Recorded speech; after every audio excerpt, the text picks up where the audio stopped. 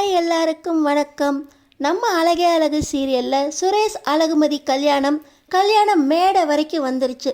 அழகுமதியை கட்டாயப்படுத்தி கல்யாணம் பண்ணி வைக்க போகிறாங்களா, இல்லை நம்ம அழகுமதி சுரேஷை பழி வாங்குறதுக்காக அவங்களே கல்யாணத்துக்கு ஒத்துக்க போகிறாங்களா தெரிஞ்சுக்கிறதுக்கு இந்த வீடியோக்கு ஒரு லைக் போட்டுக்கோங்க.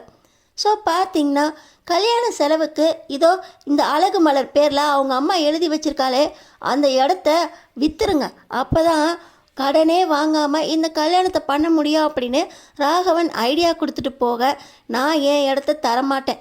ராகவிக்குன்னு இருக்கிற ஒரே இடம் அதுதான். நாளைக்கு நான் இதை படிக்கணும் அப்படின்னு அவளுக்கு ஆசைப்பட்டு கேட்டால் இந்த இடத்த வச்சு தான் நான் அவளை படிக்க வைக்கணும்.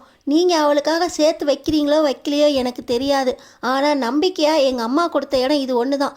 நான் அடகு வைக்கவும் விடமாட்டேன், விற்கவும் விடமாட்டேன் அப்படின்னு நம்ம அழகு மலர் பாக்கியராஜுக்கிட்ட ஒரே பிடியாக நிற்க இப்போ சுரேஷ் வந்துடுறாரு. அண்ணி, எனக்காக நீங்கள் இந்த இடத்த விட்டு கொடுக்க மாட்டிங்களா? நான் மட்டும் வேலையில் இருந்தேன்னா இந்த அளவுக்கு விட்டுருக்க மாட்டேன். நானே ஓரளவுக்கு எல்லா செலவையும் பார்த்துருப்பேன். ஏற்கனவே என்னோடய வேலையும் போயிருச்சு. இப்போ கல்யாணமும் நின்று போயிடுச்சுன்னா எனக்கு ரொம்ப ஏமாற்றமாக இருக்கும். உங்கள் கையில் தான் இருக்குது என் வாழ்க்கையை. எனக்காக நீங்கள் இந்த இடத்த கொடுங்க அப்படின்னு சொல்ல, இல்லை சுரேஷு, என் அம்மாவையும் மதிக்க மாட்டீங்க, என் தம்பியை பார்த்த இடத்துலையே அடின்னு அடிப்பீங்க. ஆனால் அவங்க கொடுத்த இடம் மட்டும் உங்களுக்கு வேணுமோ? ஏற்கனவே என் நகையை வச்சுட்டு அந்த நகையை மூழ்கி போச்சு. இதில் இந்த இடத்தையும் கொடுத்துட்டு நான் ஒன்றும் இல்லாமல் இருக்கிறதுக்கு முடியாது அப்படின்னு சொல்ல, நான் உன்னை தம்பி மாதிரி அப்படின்னு அடிக்கடி சொல்லுவீங்களே, உங்கள் தம்பிக்கு ஏதாவது ஒன்றுன்னா நீங்கள் இந்த இடத்த கொடுப்பீங்களா மாட்டீங்களா? உங்கள் தம்பின்னு வர்றப்போ இடமா அவங்க கல்யாணமான்னு பார்க்குறப்போ நீங்கள் விட்டு கொடுக்க மாட்டீங்களா அண்ணி? இந்த இடத்துக்கு நான் கேரண்டி, எனக்கு எப்படியாவது வேலை கிடச்சிரும். 2 வருஷத்தில் அந்த இடத்த நான் மீட்டு கொடுத்துட்றேன். அண்ணனோட பேங்க்லேயே இந்த இடத்த வைங்க அண்ணி, 2 வருஷத்தில் நான் மீட்டு கொடுத்துட்றேன்னு. அதுக்கு நான் பொறுப்பு. எனக்காக இந்த இடத்த கொடுங்க. உங்கள் அம்மா அந்த கல்யாணத்துக்கு வந்தாங்கன்னா அவங்கள மரியாதையாக நான் உள்ளே கூப்பிட்றேன். கல்யாணத்துக்கு நானே போய் அவங்கள அழைச்சிட்டு வரேன். அவங்களுக்கு நம்ம குடும்பமே மரியாதையாக இனிமே நடத்துவாங்க. அதுக்கு நான் கேரண்டி அப்படின்னு அம்மாவுக்கும் தம்பிக்கும் மரியாதை கொடுக்குறேன் அப்படின்னு சொன்னால் கூட நீங்கள் என்னமோ பண்ணிட்டு போங்க, ஆனாலும் இந்த நிலத்தை நான் கொடுக்க மாட்டேன் அப்படின்னு சொல்ல, கண்டிப்பாக அண்ணி, அண்ணனோட இடத்துலையே நீங்கள் கொடுங்க. 2 வருஷத்தில் நான் திருப்பி தந்துடுவேன் அண்ணி.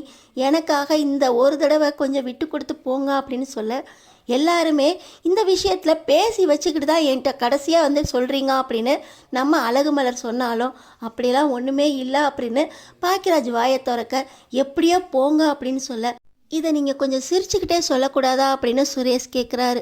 வீட்டில் என்ன நடந்தாலும் சரி, நான் மட்டும் எதுவுமே நடக்காத மாதிரி சிரிச்சுக்கிட்டே இருக்கணும், அப்படி தானே? அப்படிலாம் ஒன்றும் இல்லை அண்ணி அப்படின்னு சொல்கிறாங்க. ஆனாலும் நீங்கள் எப்போ சைன் போடணுன்னு கூப்பிட்றீங்களோ சொல்லுங்கள், நான் வந்து சைனை போட்டு தரேன் அப்படின்னு நம்ம அழகு மலர் சொன்ன உடனே இப்போ சுரேஷ் ரொம்ப தேங்க்ஸ் அப்படின்னு சொல்லிட்டு போயிடுறாரு. ஆனாலும் பாக்கியராஜுக்கு மலர் முகத்தை பார்க்குறக்கு பயம். அந்த பக்கமாக போய் ஜன்னலில் நின்றுக்கிட்டு தேங்க்ஸ் அப்படின்னு சொல்ல, தூக்கி வெங்காயத்தால் அடிக்க போக ஓடி போயிடுறாரு பாக்கியராஜ். ஆனாலும் கோவம் மனசுக்குள்ளே இருக்குது நம்ம அழகு மலருக்கு. இன்னொரு பக்கம் பார்த்திங்கன்னா 30 லட்சத்தை திருப்பி தரதுக்கு 1 வாரம் தான் கொடுத்துருக்காங்க அப்படின்னு நினச்சி இந்த அழகுமதியோட அப்பாவுக்கு காலையில் நெஞ்சு வலியே வந்துடுது. இப்போ பார்த்திங்கன்னா அவரை கூட்டிக்கிட்டு அவங்க அம்மா ஆஸ்பத்திரிக்கு போயிருக்காங்க. நம்ம அழகுமதி அவங்க காலேஜில் டைம் கேட்குறாங்க. ஒரு 1 ஹவர் டைம் கொடுங்க, அப்பாவுக்கு உடம்பு சரியில்லைன்னு ஆஸ்பத்திரிக்கு போயிருக்காங்க, வந்துடுறேன் அப்படின்னு சொல்ல சரின்னு சொல்லிடுறாங்க. இப்போ அவங்க அப்பாவும் அம்மாவும் ஆஸ்பத்திரிக்கு போயிட்டு வந்த உடனே அவங்க தங்கச்சி போய் என்ன ஆச்சு அப்படின்னு கேட்க, வீட்டில் நிம்மதி இருந்தால் தானே, இப்படியே அவர் யோசிச்சுக்கிட்டே இருந்தால் அவருக்கு ஹார்ட் அட்டாக் வந்துடும் அப்படின்னு எச்சரித்து டாக்டர் அனுப்பிச்சிருக்காரு அப்படின்னு சொல்கிறாங்க. இப்போ நம்ம அழகுமதி பேச போக, நீ எதுவும் பேசாத, நீ பேசினா கூட கொஞ்சம் டென்ஷன் தான் ஆகும் அப்படின்னு சொல்கிறாங்க. ஆனால் நம்ம அழகுமதி, இது எல்லாத்தையும் நான் பார்த்துக்கிறேன்ப்பா, நான் இந்த அளவுக்கு போகணும்னு நினச்சி கூட பார்க்கல, நான் சரி பண்ணி கொடுக்குறேன், உங்கள் வேலையை பற்றியும் வீட்டை பற்றியும் நீங்கள் யோசிக்காதீங்க அப்படின்னு சொல்ல, எதை நம்பி உன்னை நம்ப சொல்கிற? உன் மேலே எனக்கு சுத்தமாக நம்பிக்கையே போயிடுச்சு. நாங்கள் இந்த நிலைமைக்கு வந்திருக்கணும், அதுக்கு காரணம் நீ தான். நாளைக்கு நடுத்தெருவில் நிற்க போகிறோன்னா அதுக்கு காரணமும் நீ தான். உன்னை தைரியமாக இருக்கணும்னு சொல்லி வளர்த்ததே நான் தான். ஆனால் முன்ன பின்ன என்ன நடக்க போகுதுன்னு தெரியாமல் நீ இந்த அளவுக்கு செய்வா அப்படின்னு நான் யோசிச்சு கூட பார்க்கல. வயலட் பிரச்சனைக்காக நீ அங்கே போலீஸ் ஸ்டேஷனுக்கு போன. இப்போ இந்த நிலைமையில் நம்ம குடும்பத்தை வந்து நிறுத்திட்ட. நீ இந்த அளவுக்கு பண்ணுறப்ப நம்ம குடும்பத்தையே நடுத்தெருவில் நிறுத்திட்ட உன்னை நான் இனியும் நம்ப மாட்டேன் அப்படின்னு ரொம்ப சோகமாக அவங்க அப்பா அம்மா தங்கச்சி மட்டும் ஒன்றா எந்திரிச்சு போக அங்கே காலேஜுக்கு போகிற அழகுமதிக்கு வேலையே ஓட மாட்டேங்குது. அங்கே போய் எனக்கு ஒரு 30 லட்ச ரூபா அரேஞ்ச் பண்ணி கொடுங்க அப்படின்னு கூட வேலை பார்க்குற ப்ரொஃபஸர்கிட்ட கேட்க, என்ன கல்யாணம் ஏதோ அரேஞ்ச்மெண்ட் ஆயிடுச்சா அப்படின்னு கேட்க, இல்லை இல்லை வீட்டில் ஒரு பிரச்சனை அப்படின்னு சொன்ன உடனே, இவ்வளோ லட்சம்லாம் எங்களால் அரேஞ்ச் பண்ண முடியாது, ஒரு 5-6 லட்சம், ஆனால் வட்டி ஜாஸ்தியாகும் அப்படின்னு சொல்லிட்டு அவங்க நான் அரேஞ்ச் பண்ணுறேன் அப்படின்னு சொன்னாலும் அடுத்து இவங்க நம்ம பிரின்சிபல் பார்க்க போகிறாங்க. போய் என்னோடய வேலையை பர்மனெண்ட் பண்ணி கொடுங்களேன் அப்படின்னு கேட்க, உனக்கும் தங்கராஜுக்கும் என்ன பிரச்சனை அப்படின்னு கேட்குறாங்க. அதெல்லாம் ஒன்றும் இல்லை, நம்ம காலேஜ் ஸ்டூடெண்ட்டை நம்ம காலேஜுக்குள்ளேயே சேர்ந்து மிரட்டுறாங்க, அதனால தான் நான் போய் போலீஸ் கேஸ் கொடுத்தேன் அப்படின்னு சொல்ல, தங்கராஜ் நம்ம சேர்மனோட க்ளோஸ் ஃப்ரெண்டு, அவரை பற்றி தெரிஞ்சுதானே நீ இந்த காலேஜில் சேர்ந்த, அவருக்கு ஆப்போசிட்டாகவே நடக்கிற, அவங்க உன்னை டிஸ்மிஸ் பண்ண சொல்லிட்டாங்க, இதை நீ வேலையை பர்மனெண்ட் பண்ண சொல்லிக்கிட்டு இருக்க. நான் தான் ஏதோ செமஸ்டர் நடக்குதா அப்படின்னு தள்ளி போட்டிருக்கேன், இந்த செமஸ்டர் முடிகிற வரைக்கும் தான் டைம், உன்னை டிஸ்மிஸ் பண்ண சொல்லிட்டாங்க அப்படின்னு சொல்ல, நான் வேணால் சேர்மன்ட்ட பேசுகிறேனே அப்படின்னு சொன்னாலும் அவர் ரொம்ப க்ளோஸ். தங்கராஜ் சேர்மன் பற்றி தெரிஞ்சுக்கிட்டு நீ இந்த அளவுக்கு இறங்கியிருக்க, நீ போ அப்படின்னு சொல்லி அமுச்சு வச்சிடறாங்க. இப்போ வேலையும் போச்சு, அப்பாவோட வேலையும் போச்சு, லட்சமாக கடன் இருக்குது. நம்ம அழகுமதி என்ன பண்ண போகிறாங்க?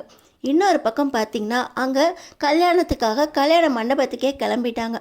பொண்ணோட அப்பா வந்து, கல்யாணத்துக்கு முன்னாடி மாப்பிள்ளைக்கு வேலை கிடச்சிருன்னு சொன்னீங்களே என்ன ஆச்சு அப்படின்னு கேட்க, அவரோட ஹஸ்பண்ட் ஆர்டர் கேன்சல் ஆயிடுச்சு, காலையில் தான் அந்த ஆர்டர் வந்துச்சு, நாளைக்கே போய் ஜாயின் பண்ணிடுவார் மாப்பிள்ளை, நீங்கள் அதை பற்றி கவலைப்படாதீங்க அப்படின்னு நம்பிக்கையாக இந்த தங்கராஜ் சொன்ன உடனே எல்லாருக்கும் ஒரே சந்தோஷம்.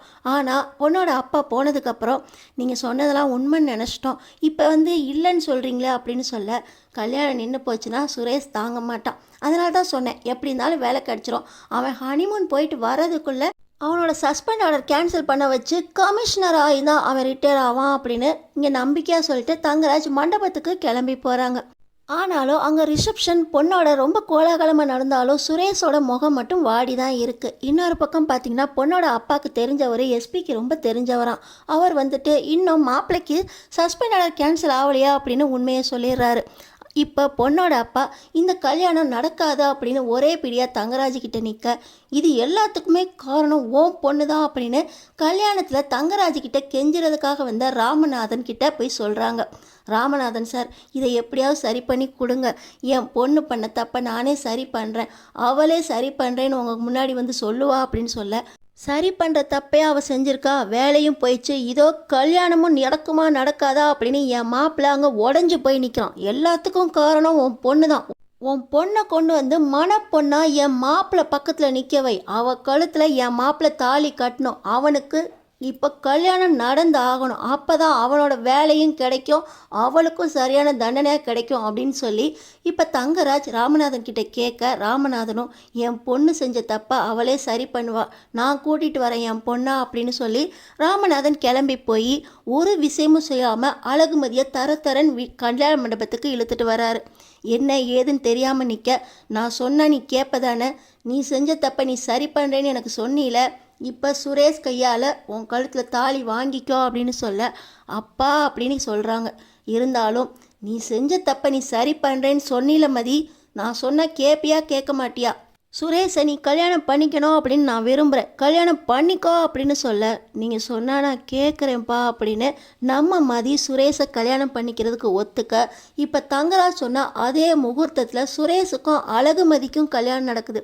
சுரேஷ் அழகுமதியை மனசார ஏற்றுக்கலை, அழகுமதியும் சுரேஷை ஏற்றுக்கல. இந்த நிலைமையில எப்படி அழகுமதி சுரேஷை கல்யாணம் பண்ணிக்கிட்டாங்க, 2 பேரும் வாழ்க்கையில் எப்படி ஒன்று சேர போகிறாங்க, 2 பேர் வாழ்க்கையும் நல்லா இருக்குமா? ஆனால் கண்டிப்பாக அழகுமதிக்கு சுரேஷ் தாலி கட்டிட்டாரு. அடுத்தடுத்து என்ன நடக்க போகுதுன்னு தெரிஞ்சுக்கிறதுக்கு நம்ம சேனலை சப்ஸ்கிரைப் பண்ணி தொடர்ந்து பாருங்கள்.